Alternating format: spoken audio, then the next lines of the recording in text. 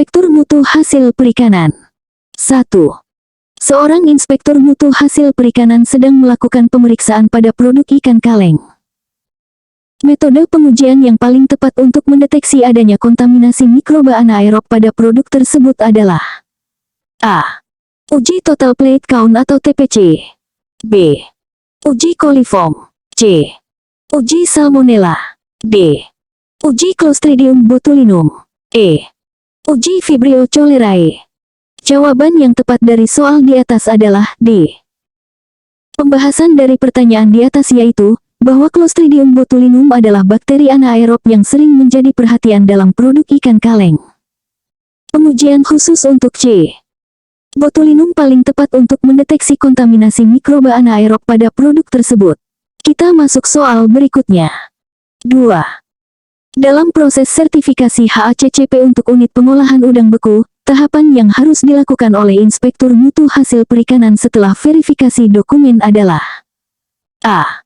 Penerbitan sertifikat HACCP. B. Audit lapangan. C. Pengujian laboratorium. D. Pelatihan personel. E. Penandatanganan kontrak. Jawaban yang tepat dari soal di atas adalah B. Pembahasan dari pertanyaan di atas yaitu bahwa setelah verifikasi dokumen, tahapan selanjutnya dalam proses sertifikasi HACCP adalah audit lapangan untuk memastikan implementasi sistem HACCP sesuai dengan dokumen yang diajukan. Kita masuk soal berikutnya. 3. Inspektur mutu hasil perikanan menemukan kadar histamin sebesar 75 ppm pada sampel ikan tuna segar. Berdasarkan Standar Nasional Indonesia atau SNI, tindakan yang harus diambil adalah A. Produk dapat dipasarkan tanpa batasan. B. Produk harus dimusnahkan. C. Produk harus diolah lebih lanjut. D. Produk ditolak untuk ekspor namun dapat dipasarkan lokal. E. Produk harus didinginkan kembali. Jawaban yang tepat dari soal di atas adalah D. Pembahasan dari pertanyaan di atas yaitu bahwa batas maksimum histamin untuk ikan tuna segar menurut SNI adalah 50 ppm untuk ekspor dan 100 ppm untuk pasar domestik. Dengan kadar 75 ppm, produk tidak memenuhi syarat ekspor namun masih dapat dipasarkan secara lokal. Kita masuk soal berikutnya. 4. Dalam melakukan pengawasan mutu produk perikanan, inspektur mutu hasil perikanan menggunakan pendekatan risk-based inspection. Faktor yang bukan merupakan pertimbangan dalam menentukan tingkat risiko adalah A. Riwayat kepatuhan produsen. B. Jenis produk yang dihasilkan. C. Volume produksi. D. Negara tujuan ekspor. E. Usia pemilik usaha. Jawaban yang tepat dari soal di atas adalah E.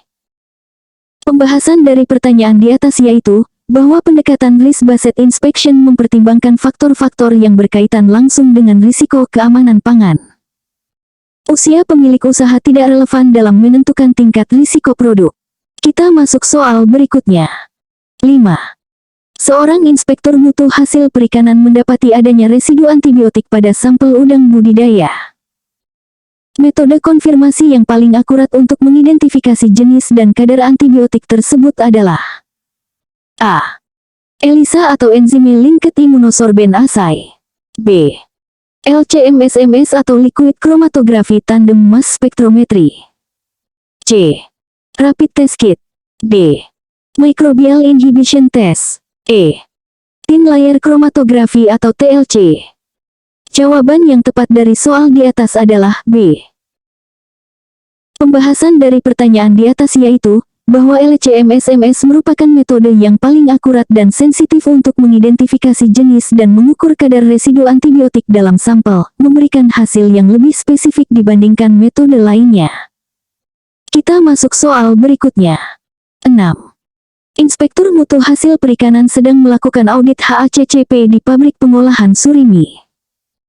Titik kendali kritis atau CCP yang paling krusial dalam proses produksi surimi adalah A. Penerimaan bahan baku. B. Pencucian daging ikan. C. Pengepresan. D. Penambahan food additive. E. Pembekuan. Jawaban yang tepat dari soal di atas adalah E. Pembahasan dari pertanyaan di atas yaitu, bahwa pembekuan merupakan CCP yang paling krusial dalam produksi surimi karena tahap ini menentukan keamanan mikrobiologis produk akhir dan mencegah pertumbuhan bakteri patogen. Kita masuk soal berikutnya. 7. Dalam pemeriksaan organoleptik ikan segar, Inspektur Mutu Hasil Perikanan menemukan mata ikan yang cekung dan keruh. Berdasarkan scoresheet SNI 2729 banding 2013, nilai yang diberikan untuk parameter mata tersebut adalah A. 9, B. 7, C. 5, D. 3, E. 1. Jawaban yang tepat dari soal di atas adalah C. Pembahasan dari pertanyaan di atas yaitu, bahwa menurut SNI 2729 banding 2013, mata ikan yang cekung dan keruh mendapatkan nilai 5 pada scoresheet penilaian organoleptik ikan segar. Kita masuk soal berikutnya. 8. Inspektur Mutu Hasil Perikanan diminta mengevaluasi efektivitas sistem traceability pada industri pengalengan ikan. Indikator kinerja utama atau KPI yang paling relevan untuk mengukur efektivitas sistem tersebut adalah A. Jumlah produk yang dijual. B. Waktu yang dibutuhkan untuk melacak batch produk tertentu. C. Jumlah karyawan yang terlibat dalam proses produksi. D. Biaya operasional perusahaan. E. Tingkat kepuasan pelanggan. Jawaban yang tepat dari soal di atas adalah B. Pembahasan dari pertanyaan di atas yaitu, bahwa waktu yang dibutuhkan untuk melacak batch produk tertentu merupakan indikator langsung dari efektivitas sistem traceability, menunjukkan seberapa cepat dan akurat sistem dapat memberikan informasi pelacakan. Kita masuk soal berikutnya. 9. Seorang inspektur mutu hasil perikanan menemukan kadar formalin sebesar 2 ppm pada sampel ikan asin. Tindakan yang harus diambil sesuai dengan regulasi keamanan pangan adalah A. Memberikan peringatan tertulis kepada produsen. B. Menyita dan memusnahkan produk. C. Meminta produsen untuk mencuci ulang produk. D. Mengizinkan penjualan dengan label peringatan. E. Mengurangi frekuensi inspeksi pada produsen tersebut. Jawaban yang tepat dari soal di atas adalah B. Pembahasan dari pertanyaan di atas yaitu, bahwa formalin dilarang penggunaannya dalam produk pangan. Penemuan formalin dalam produk ikan asin, berapapun kadarnya, mengharuskan tindakan penyitaan dan pemusnahan produk untuk melindungi konsumen. Kita masuk soal berikutnya. 10. Dalam melakukan verifikasi kesesuaian label pada produk olahan perikanan untuk ekspor, Inspektur Mutu Hasil Perikanan menemukan informasi yang tidak sesuai. Elemen label yang tidak wajib dicantumkan menurut Kodeks Alimentarius adalah A. Nama produk. B. Daftar bahan yang digunakan. C. Berat bersih. D. Nama dan alamat produsen. E. Rekomendasi cara penyajian. Jawaban yang tepat dari soal di atas adalah E. Pembahasan dari pertanyaan di atas yaitu, bahwa menurut Kodeks Alimentarius, rekomendasi cara penyajian bukan merupakan informasi wajib yang harus dicantumkan pada label produk pangan. Elemen-elemen wajib meliputi nama produk, daftar bahan, berat bersih, serta nama dan alamat produsen. Kita masuk soal berikutnya.